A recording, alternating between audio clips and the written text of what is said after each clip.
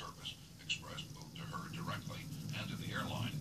One passenger wrote, "I haven't flown TWA for some time, but I'm going to start flying nothing but TWA from now on. You make me feel that your airline has become a very personalized airline, and that's important to me."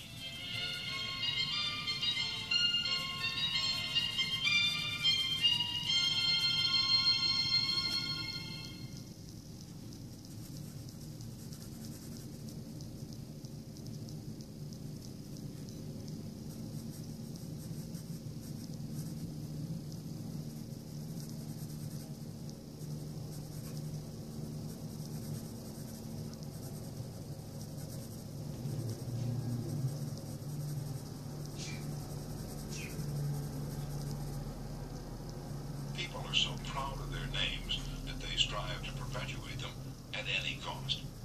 Even blustering, hard-boiled old P.T. Barnum, the greatest showman of his time, disappointed because he had no sons to carry on his name, offered his grandson, C.H. Seeley, $25,000 if he would call himself Barnum Seeley. For many centuries, nobles and magnates supported artists, musicians, and authors so that their creative works would be dedicated to them. Libraries and museums owe their richest collections to people who cannot bear to think that their names might perish from the memory of the race. The New York Public Library has its Astor and Lenox collections. The Metropolitan Museum perpetuates the name of Benjamin Altman and J.P. Morgan. And nearly every church is beautified by stained glass windows commemorating the names of their donors. Many of the buildings on the campuses of most universities bear the names of donors who contributed large sums of money for this honor. Most people don't remember names for the simple reason that they don't take the time and energy necessary to concentrate and repeat and fix names indelibly in their minds. They make excuses for themselves. They're too busy. But they were probably no busier than Franklin D. Roosevelt, and he took time to remember and recall even the names of mechanics with whom he came into contact. And to illustrate, the Chrysler organization built a special car for Mr. Roosevelt, who could not use a standard car because his legs were paralyzed. W.F. Chamberlain and a mechanic delivered it to the White House. I have in front of me a letter from Mr. Chamberlain relating his experiences. "I taught President Roosevelt how to handle a car with a lot of unusual gadgets, but he taught me a lot about the fine art of handling people. When I called at the White House," Mr. Chamberlain writes, "the President was extremely pleasant and cheerful. He called me by name, made me feel very comfortable, and particularly impressed me with the fact that he was vitally interested in the things I had to show him and tell him. The car was so designed that it could be operated entirely by hand. A crowd gathered round to look at the car, and he remarked, 'I think it's marvelous. All you have to do is touch a button and it moves away, and you can drive it without effort. I think it's grand. I don't know what makes it go. I'd love to have the time to tear it down and see how it works.' When Mr. Roosevelt's friends and associates admired the machine, he said in their presence, 'Mr. Chamberlain, I certainly appreciate all the time and effort you've spent in developing this car. It's a mighty fine job.' He admired the radiator, the special rear vision mirror and clock, the special spotlight, the kind of upholstery, the sitting position of the driver's seat, the special suitcases in the trunk with his monogram on each suitcase. In other words, he took notice of every detail to which he knew I had given considerable thought. He made a point of bringing these various pieces of equipment to the attention of Mrs. Roosevelt, Miss Perkins, the Secretary of Labor, and his secretary. He even brought the old White House porter into the picture by saying, 'George, you want to take particularly good care of these suitcases.' When the driving lesson was finished, the President turned to me and he said, 'Well, Mr. Chamberlain, I've been keeping the Federal Reserve Board waiting 30 minutes. I guess I had better get back to work.' I took a mechanic with me to the White House. He was introduced to Roosevelt when he first arrived. He didn't talk to the President, and Roosevelt heard his name only once. He was a shy chap and he kept in the background, but before leaving us, the President looked for the mechanic, shook his hand, called him by name, and thanked him for coming to Washington. And there was nothing perfunctory about his thanks. He meant what he said. I could feel that. A few days after returning to New York, I got an autographed photograph of President Roosevelt and a little note of thanks, again expressing his appreciation for my assistance. How he found time to do it is a mystery to me. Franklin D. Roosevelt knew that one of the simplest, most obvious, and most important ways of gaining goodwill was by remembering names and making people feel important. Yet how many of us do it? Half the time we are introduced to a stranger, we chat for a few minutes and can't even remember his or her name by the time we say goodbye. One of the first lessons a politician learns is this: to recall a voter's name is statesmanship, to forget it is oblivion. And the ability to remember names is almost as important in business and social context as it is in politics.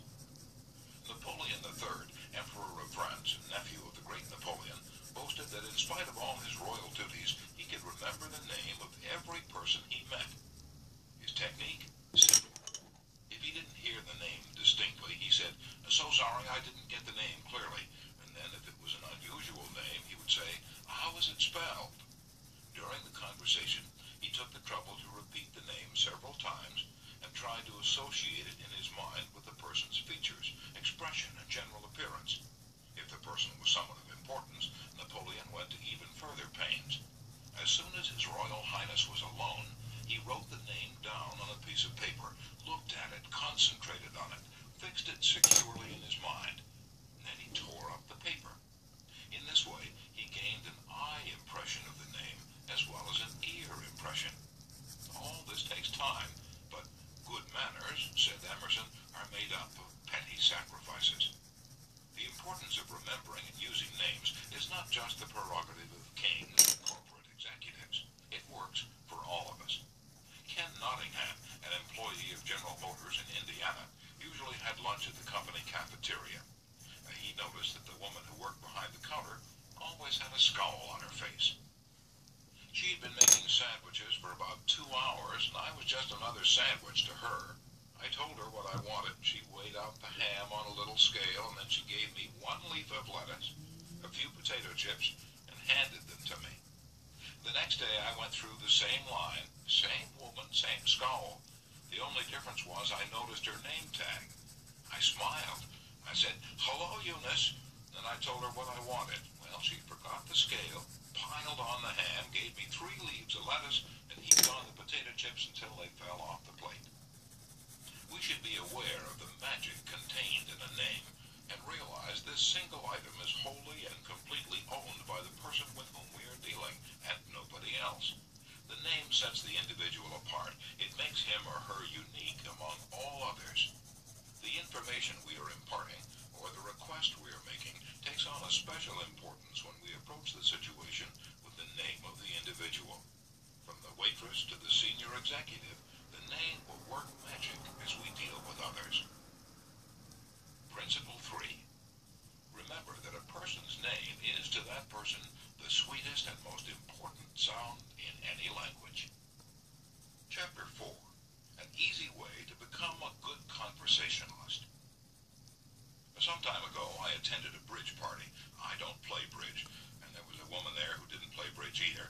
She had discovered that I had once been Lowell Thomas's manager before he went on the radio, and that I'd traveled in Europe a great deal while helping him prepare the illustrated travel talks he was then delivering.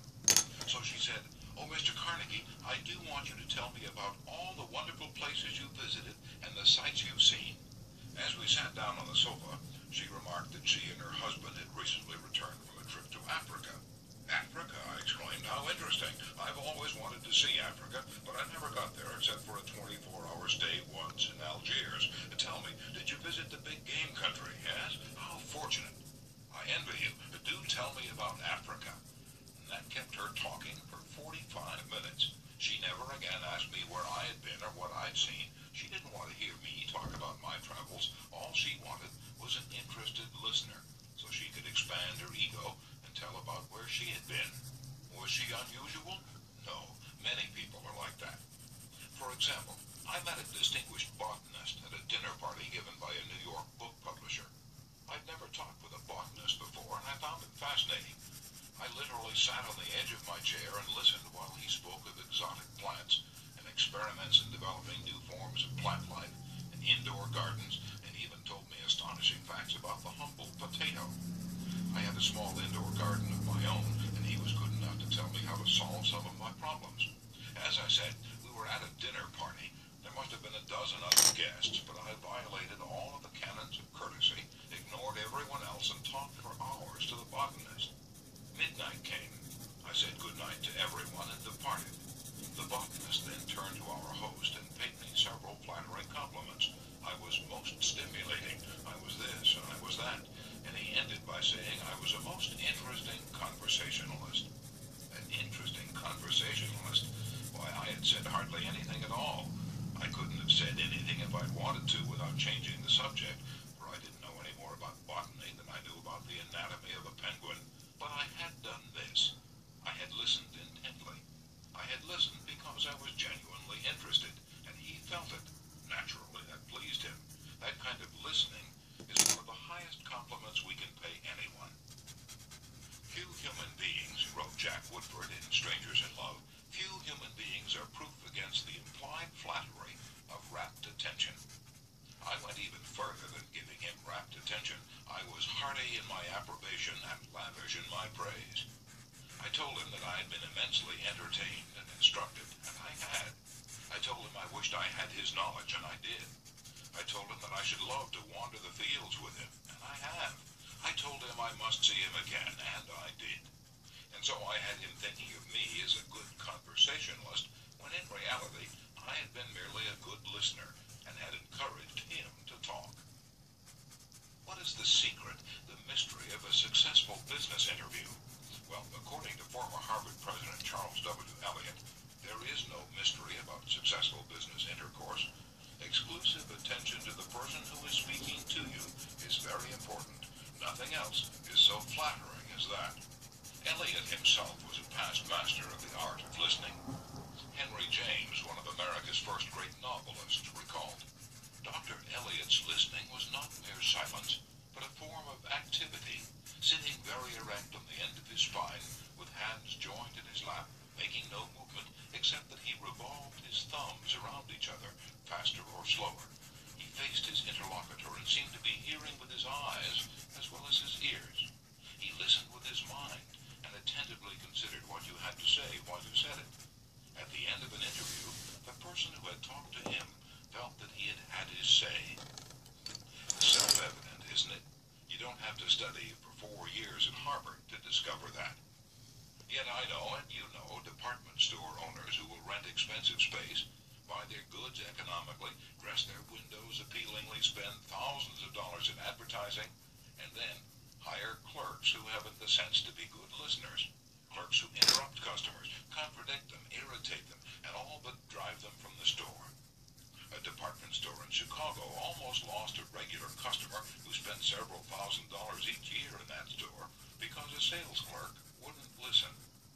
Mrs. Henrietta Douglas, who took our course in Chicago, had purchased a coat at a special sale. After she brought it home, she noticed that there was a tear in the lining. She came back the next day and asked the sales clerk to exchange it. The clerk refused even to listen to her complaint. You bought this at a special sale, she said. She pointed to a sign on the wall. Read that, she explained. All sales are final. Once you bought it, you have to keep it. Sew up the lining yourself. But this was damaged merchandise, Mrs. Douglas complained. Makes no difference, the clerk interrupted. Final's final. Mrs. Douglas was about to walk out indignantly, swearing never to return to that store ever, when she was greeted by the department manager, who knew her from her many years of patronage. Mrs. Douglas told her what had happened.